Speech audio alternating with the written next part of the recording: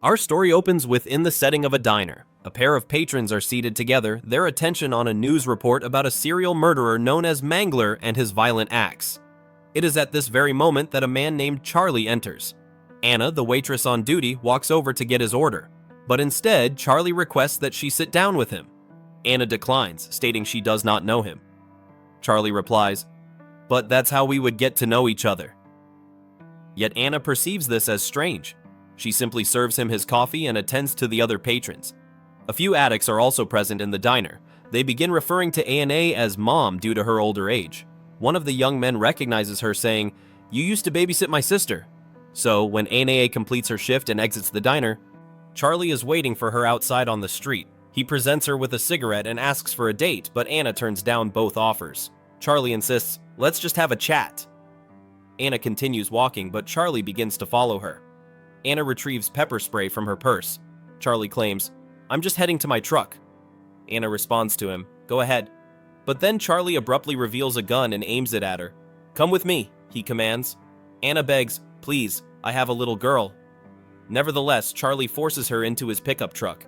He then questions her, "Could you ever see yourself with a guy like me?" In her terror, Anna answers, "Yes." She explains that her day has been awful, but she would be happy to do something the next day. "We could even go out to dinner somewhere," she suggests. Charlie then inquires, "What would you wear?" Anna starts detailing a seductive dress for him. She is complying with everything he says, purely out of fear. But then Charlie stabs her, and in the following instant, he is sent back into the past. He is returned to the precise moment when he initially entered the diner. In this reality, Anna is still alive. Charlie is in disbelief at what he is seeing. He cannot comprehend how he has returned to the past. The very same individuals are sitting in the diner exactly as before. Charlie proceeds to sit down in the identical seat. When Anna approaches him, he asks her for the current date. He questions her, "You don't know me?" Anna answers, "Have we met?" Charlie is utterly bewildered by this situation. He simply provides Anna with his order.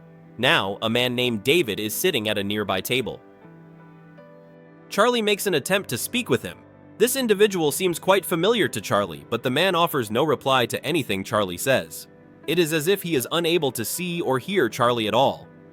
Charlie stands up and returns to his own seat. Consequently, when Anna's shift ends and she leaves, the exact same exchange occurs between them once more. Charlie follows her yet again. Anna tells him to proceed again, and Charlie draws his gun on her again. Anna states, "I have a little girl." Charlie answers, "I know." He forces her into his pickup truck and murders her once more, but again, he is transported back to the past to that very same moment. Charlie exclaims, "You all are messing with me!" The other people fail to grasp what he is referring to. Charlie demands that Anna lift her shirt.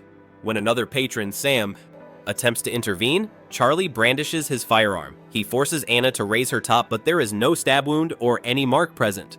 Charlie cannot understand how this is happening. Sam then shoots Charlie with his own gun, but yet again he is sent back to the past to that same instant. He begins to shout at Sam, "You shot me!" Charlie then angrily storms out of the diner. Charlie enters his truck and attempts to drive away, but he was returned to that same moment. He made an effort to flee on foot, but that attempt also failed. Charlie was caught in a time loop. In his fury, he shoots Sam and then exits. In a few moments, he is back at that same instant once more. So, on this occasion, Charlie calmly goes and takes his seat. He even speaks politely to Anna. Charlie approaches the man, David, and comments, "I haven't figured out who you are yet, but if you were in my shoes trapped in this time loop, what would you do?" David shows no reaction to anything Charlie says. He does not utter a single word. So Charlie positions himself in front of a girl, obstructing her path from the ladies' restroom. He then goes and sits at a couple's table inside the diner. "I'm here to get to know you," he states. Charlie reveals his gun to them as a means of intimidation. Now, this couple isn't married. In fact, they're having an extramarital affair with each other. Charlie informs the man, "Your wife sent me to kill you." Then Charlie adds, "Don't worry, I'm just messing with you." Charlie goes and joins two nurses at their table in the diner. They are clearly displeased with him sitting there. Both of them get up and depart. So, in the following loop, he murders one of the nurses before she can even exit the washroom, but he remains trapped here. The loop has not reset. Charlie places the nurse's corpse in a cart and tries to exit, but an employee stops him, declaring, "That's my cart." Consequently, Charlie leads this worker outside and shoots him as well. He discards the man's body in the dumpster. When the second nurse comes out in search of her friend, Charlie says to her, "My pickup is right here, we can look around for your friend together." But the nurse replies, "No, I'm good." So Charlie returns inside the diner and sits with Sam and Gary. He buys another round of beers for them. As she serves the beers, Anna remarks, "This is your last round. After this, go to a bar. This isn't a bar." Then the other nurse enters from outside and exclaims, "Sophie is missing and this man was outside." So Charlie gets up and sits back down with that couple once more. He proceeds to slit the woman's throat. He says to her boyfriend, "What you're doing is a crime in the Bible." Charlie kills him as well. He goes and aims his gun at the other nurse. He even prevents Sam from drawing his own weapon. He declares, "I could shoot you all, but there's no fun in that." But just then, the diner's chef emerges from behind and kills him. Following this, in the next loop cycle, Charlie begins to converse with David again.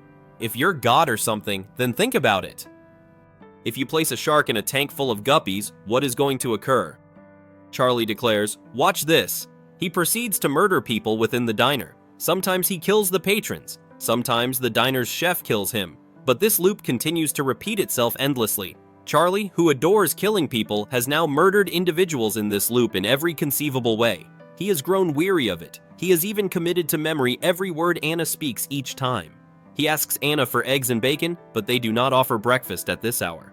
Charlie says, "I know, and I also know there are eggs in the fridge, so go tell your big cook to make them."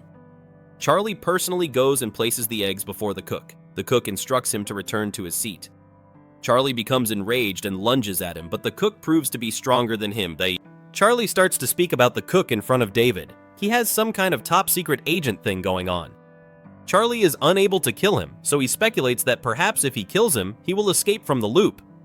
Charlie begins attempting to kill him using various methods. The chef defeats Charlie every single time. Charlie eventually just shoots him with his gun, prepares his eggs and bacon, consumes them, and then shoots himself, after which the loop begins anew. But this time Charlie notices an old man seated in the diner. Charlie begins to yell, but the man vanishes. Now Charlie is so utterly frustrated with this loop that tears are on the verge of spilling. Anna phones the police to have him removed from the premises. The police forcibly escort him out, but the loop restarts yet again. Charlie is shattered. He starts to mutter in front of David, "I don't know." Then David speaks, "You don't know what?" He continues, "You really disappoint me. You know, I thought you were the real one, but you're about to cry." He says, "Charlie Sabridge, Ted Bundy, Deemer, Ed Gain, if they were in your place, think about what they would do. What would your father do?" So Charlie angrily retorts, "Don't talk about my father." Charlie asks, "What the hell am I supposed to do?" David replies, "You'll have to see." Charlie says, "I have killed all of them." But David counters, "But here they are." Charlie asks, "So what do you want? If I dispatch them all cleanly, would that get me out of the loop?" Charlie starts to methodically eliminate everyone in the diner one by one. In the very end, only Anna remains. Charlie leads her to the side. At that moment, the employee arriving for the shift change walks in. Charlie murders her as well. He tells Anna, "This is the way it's meant to be. I can't keep doing this. I can't sleep. I can't die, but I figured it out. And you are my last." He stabs and kills her too, but Charlie is once again thrown back into the past. The loop has reset. Charlie's expression is one of someone about to weep. He exits the diner. He perceives no possible escape from this loop. He is mentally drained from the constant killing. Charlie sits inside his pickup truck and begins to sob uncontrollably. So in the next loop restart, he sees a priest before him. Charlie goes over and sits with him. The priest inquires of him, "What have you learned?" Charlie responds, "I want to go home." The priest then asks, "Why are you here?" When Charlie claims, "I don't know," he is told, "Yes, you do." Charlie was here for salvation. The priest encourages him to try. Charlie admits, "I have done a lot of bad things." The priest quotes a Bible verse to him and states, "You have the power to choose your own destiny." So Charlie, crying, declares, "I want to be free. I want forgiveness." He asks the priest, "What do I do?" The priest advises, "Start over." So in the subsequent loop cycle, Charlie begins to act kindly toward everyone. He even moves to a different seat. Charlie intercepts those addicts outside before they can go into the diner. He pulls out his gun in their presence and says, "You two guys get out of here. The diner is closed." He tells the young girl, "If you want, I can arrange a ride home for you." The girl says, "No thanks," and departs. So Charlie courteously gives Anna his order. Anna is also notably friendlier with him than before. Charlie approaches the nurses and says, "I just want to thank you for your service." The nurses are appreciative of his compliment.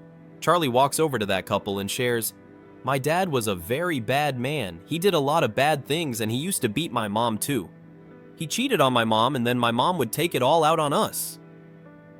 Charlie continues, "Look, I don't know what's going on in your homes, but kids know. Everyone knows. Just think about them." So on this occasion, David is not present. Charlie savors his meal. He eats dinner with Gary and Sam, sharing laughter with them. Outside the diner, Anna herself approaches and asks him for a cigarette. They begin to gaze at the stars in the night sky. Anna mentions her daughter knows all about them. She'll identify every single constellation in the sky for you. This time, Anna appears much more at ease talking with Charlie. Charlie escorts her to her car. Then Anna notices his pickup truck and inquires, "Is this yours?" Charlie confirms, "Yes." Then Anna moves closer and gives him a kiss. They both climb into the pickup truck. Charlie leaves his handgun outside. Charlie is extremely anxious because this is happening to him for the very first time. He asks why. Anna draws him nearer. She kisses him, but Charlie stabs her once more. This time, however, the loop does not restart. Instead, the setting changes to a therapeutics facility where a board has been observing all these events unfold on their screen. In reality, everything that just transpired was a simulation operating inside Charlie's mind. Charlie had voluntarily signed up for this program, so when he recognizes Anna there, he begins to shout. The doctors clarify to him that this woman is not Anna. He must have seen her face prior to the simulation, but Charlie insists, "You set me up, you interfered, you threw yourself onto me." The truth is, Charlie is an inmate, and he joined this project with the thought that by presenting himself as reformed, he would be able to secure his release from prison. But now that is not going to happen. He has demonstrated to everyone that he has not changed at all. It turns out that David is also a criminal in this asylum just like him, and Anna, or rather Amy, was also participating with Charlie in this simulation. The director of this project informs the public how they compelled these criminals to confront the humanity of their actions. They are broken down and rebuilt into compassionate, fully functional human beings. However, many critics voiced opposition to their program, contending that allowing these types of individuals to simply relive their most notorious crimes repeatedly is bizarre. Critics are arguing this amounts to nothing but cruel and unusual punishment. And we witnessed the effect of this on Charlie quite clearly. He was unable to sleep, so Amy came and administered an injection. Amy was in fact Anna's daughter. She sent Charlie back into the simulation one more time, and with that development, this story concludes right here. Let us know in the comments how you like this explanation. And please don't forget to like the video and subscribe to the channel.